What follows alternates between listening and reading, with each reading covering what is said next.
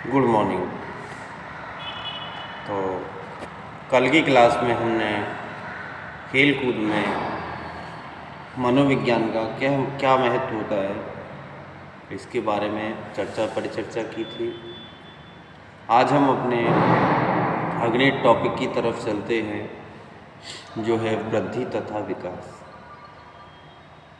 वृद्धि तथा विकास देखने में तो दोनों शब्दों का मतलब एक जैसा ही प्रतीत होता है। दोनों एक दूसरे के पर्याय समझ में आते हैं, परंतु यदि इसे शाब्दिक अर्थ में समझा जाए तो इन दोनों शब्दों में बहुत ही फर्क है। वृद्धि का शाब्दिक अर्थ होता है आकार में बढ़ना। जब एक शरीर या उसके भागों में वृद्धि का वर्णन किया जाता है तो इसका अर्थ होता है उसका आकार, लंबाई, भार में बढ़ोतरी। इन सभी से इसका मतलब निकाला जाता है तथा वृद्धि का मापन किया जा सकता है। जबकि जो विकास है उसका अर्थ होता है आकृति व संरचना में परिवर्तन,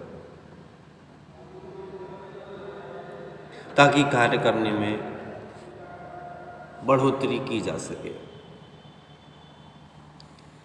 वृद्धि विकास का ही एक भाग है।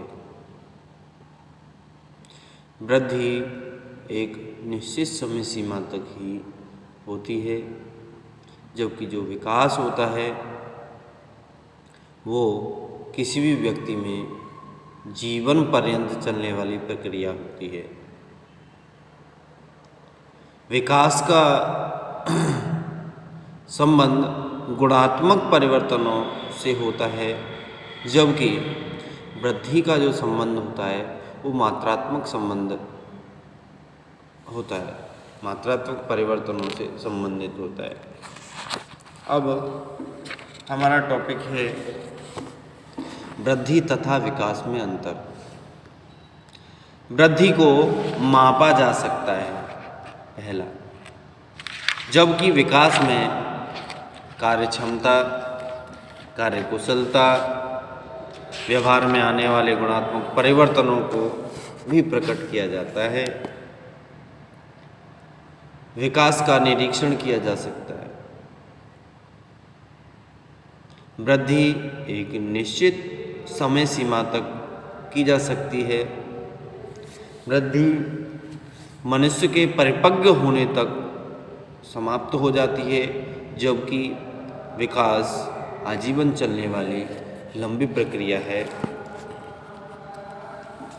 वृद्धि किसी व्यक्ति के आकार, लंबाई, भार, ऊंचाई में होने वाले परिवर्तनों से संबंधित होती है, जबकि जो विकास होता है वो व्यक्ति के सर्वांगीण विकास के लिए होता है, जिसमें शारीरिक विकास, मानसिक विकास, आध्यात्मिक विकास और सामाजिक विकास आदि सभी विकासों का होना संबंधित होता है।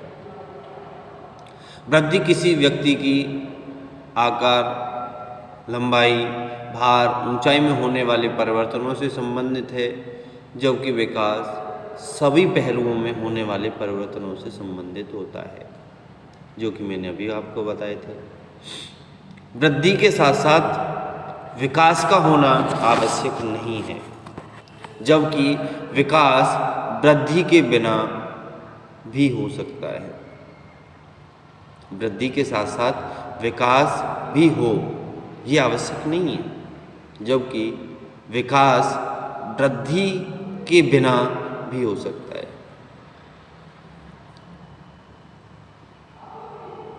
वृद्धि व्यक्तित्व के एक पहलू से संबंधित है जिसका क्षेत्र बहुत ही सीमित है, जबकि विकास सभी पक्षों से संबंधित है जिसका जो क्षेत्र है वो बहुत ही विस्तृत है।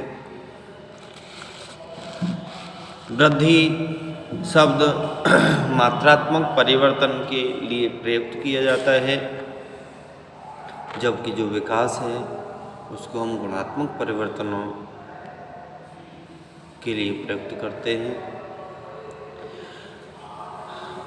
वृद्धि को मापा जा सकता है, विकास का मूल्यांकन किया जा सकता है। वृद्धि के साथ साथ विकास का होना आवश्यक नहीं है, बिना वृद्धि के भी विकास हो सकता है।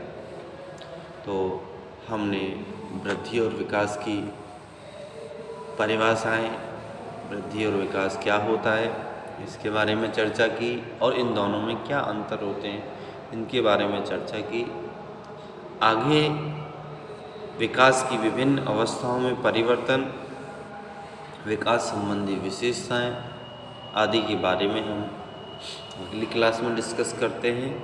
धन्यवाद।